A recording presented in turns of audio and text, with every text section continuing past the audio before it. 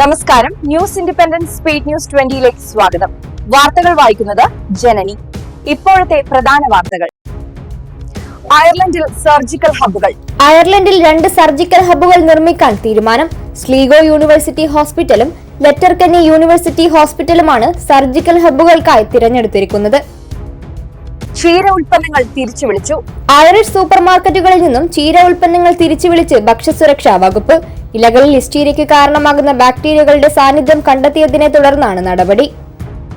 ഒബാമയെ ക്ഷണിച്ച് lord mayor. Freedom of city award സ്വീകരിക്കാൻ Barack ഒബാമയെ ക്ഷണിച്ച് Dublin city lord mayor Ray മക് ആഡം.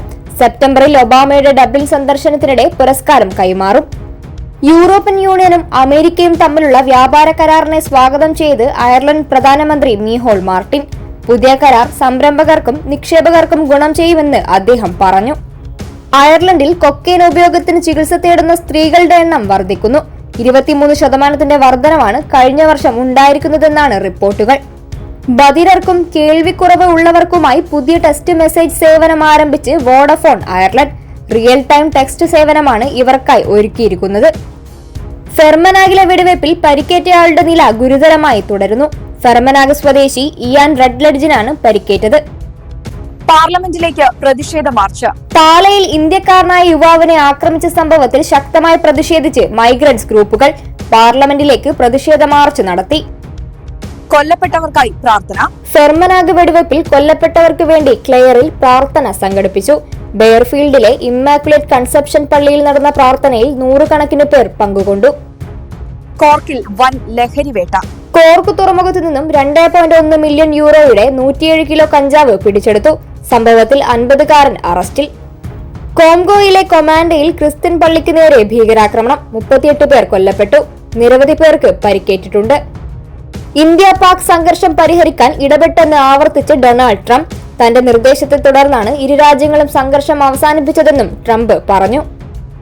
ഓപ്പറേഷൻ മഹാദേവിന്റെ ഭാഗമായി നടത്തിയ പരിശോധനയ്ക്കിടയിൽ ഉണ്ടായ ഏറ്റുമുട്ടലിൽ 3 ഭീകരരെ വധിച്ച് സുരക്ഷാ സേന. പഹൽഗാം ഭീകരാക്രമണത്തിന്റെ സൂത്രധാരനെ ഉൾപ്പെടെയുള്ളവരെയാണ് വധിച്ചത്. പാകിസ്ഥാനെതിരായ ഓപ്പറേഷൻ സിന്ദൂർ സൈനിക നടപടി പാർലമെന്റിൽ വിശദീകരിച്ച് രാജ്നാഥ് സിംഗ്. രാഷ്ട്രീയവും സൈനികവുമായ ലക്ഷ്യം കൈവരിച്ചതിനാലാണ് സൈനിക നടപടി അവസാനിപ്പിച്ചതെന്നും അദ്ദേഹം പറഞ്ഞു. ആലപ്പുഴയിൽ മൊബൈൽ ഫോൺ നൽകാത്തതിനെ തുടർന്ന് 8ാം ക്ലാസ്സുകാരൻ തൂങ്ങി മരിച്ചു. എടത്വ സ്വദേശിയായ ആദിത്യനാണ് മരിച്ചത്. വൈക്കത്ത് 30 പേരുമായി പോയ ബോട്ട് മറിഞ്ഞു. സംഭവത്തിൽ ഒരാളെ കാണാതായി. രക്ഷപ്പെടുത്തിയവരെ ആശുപത്രിയിൽ പ്രവേശിപ്പിച്ചു. ലോക വനിതാ ചെസ് ലോകകപ്പിൽ കിരീടം നേടി ദിവ്യ ദേശ്മുഖ്. ഇന്ത്യയുടെ കൊനേരോ ഹംപിയെ ടൈ ബ്രേക്കറിൽ തോൽപ്പിച്ചാണ് താരം കിരീടം സ്വന്തമാക്കിയത്. ലോക കിരീടം നേടുന്ന ആദ്യ ഇന്ത്യക്കാരിയാണ് ദിവ്യ. പന്തിന് പകരം ജഗദീശൻ. കാലിന് പരിക്കേറ്റ wicket keeper batter Rishabh Pant ഇംഗ്ലണ്ടിനെതിരായ അവസാന ടെസ്റ്റിൽ കളിക്കില്ലെന്ന് സ്ഥിരീകരിച്ച് BCCI. പന്തിന് പകരം ബാറ്റർ നാരായണൻ ജഗദീശനെ ടീമിൽ ഉൾപ്പെടുത്തി. കേരളത്തിൽ മഴയ്ക്ക് ആശ്വാസം. കേരളത്തിൽ മഴയ്ക്ക് ശമനം. രാജസ്ഥാന് മുകളിലെ ന്യൂനമർദ്ദത്തിന്റെ ശക്തി കുറഞ്ഞതും അറബിക്കടലിൽ ഗുജറാത്ത് തീരം മുതൽ വടക്കൻ കേരള തീരം വരെ നിലനിന്നിരുന്ന ന്യൂനമർദ്ദപാത്തി ദുർബലമായതുമാണ് മഴ കുറയാൻ കാരണം. അയർലൻഡിൽ ഈ വാരം ചൂട്. അയർലൻഡിൽ ഈ വാരം ചൂടുള്ള കാലാവസ്ഥ അനുഭവപ്പെടുമെന്ന് മെറ്റയറാൻ.